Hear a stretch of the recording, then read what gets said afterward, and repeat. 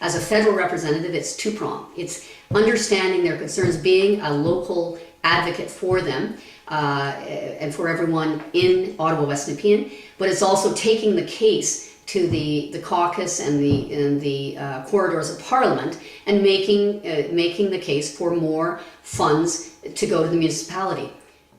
Like many municipalities' ridings, there is an enormous need for affordable housing in Ottawa West Nepean, and there are many social housing areas where there are wonderful people, and by that I mean Morrison Gardens, Foster Farms, Pinecrest Terrace.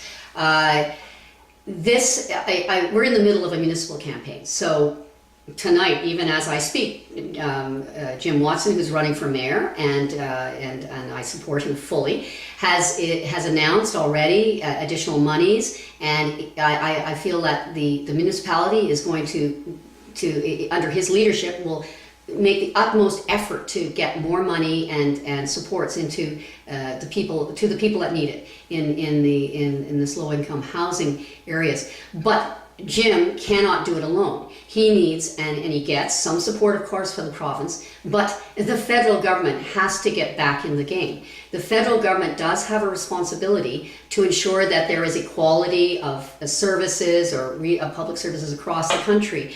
And over the years, it's gone up and down, but usually the federal government has contributed a good chunk, whether it's a third or contributed to social housing and ensuring the maintenance and so forth.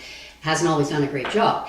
So that is a huge concern for the people here in Ottawa West Nepean, and for me, as I'd like to be the representative here, it's not just being a good advocate for them locally, which means knowing their concerns. If they have a problem, as I've seen in Morrison Gardens, there is concerns about security. Do they leave their lights on, but that costs money? Could the city put in a lamp post that would be more effective for them? There's all sorts of needs, never-ending needs, and I would be, despite being a federal representative, I would be the person that would be their advocate with Jim Watson, with Richard Cicchelli, with Mark Taylor, with all the various councillors. But at the same time, when I speak to my friends in these areas, I say, as a federal representative, my job is also to get into Ottawa and make the case for the federal government involvement, make the case for greater funding to help out Jim Watson in his need to, in his obligation to provide better housing. I just want to speak, though, directly again about how this fits into my nomination race. I have spent a lot of time meeting many people in Morrison Gardens, in Foster Farm. What I have deliberately not done is organize in those areas. The rules for our nomination race is that everybody has to join the party and pay $10 personally for a membership. Everybody there, and I understand this explicitly, I cannot ask them to sign up themselves or their family when I'm asking for a chunk of their food budget or whatever. It is just not possible. It is something that I intend to change. If I do get elected, I would like this nomination process changed so there is no cost. As it stands now, I have been spending a lot of time there convincing them that I will be there for them in the election and as an MP, but I am not there to ask for their vote in this nomination race because I don't want to impose a financial obligation that they can't afford. That's been very important for me, and I think everyone I know appreciates that.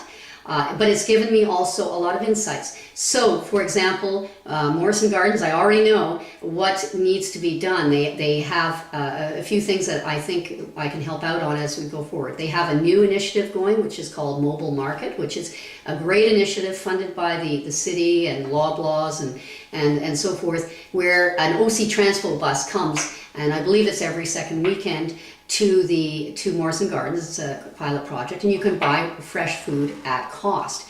However, the bus costs $4,000 each time to use it that day. And anytime there's a red-black scheme and they need the buses, it's going to get yanked.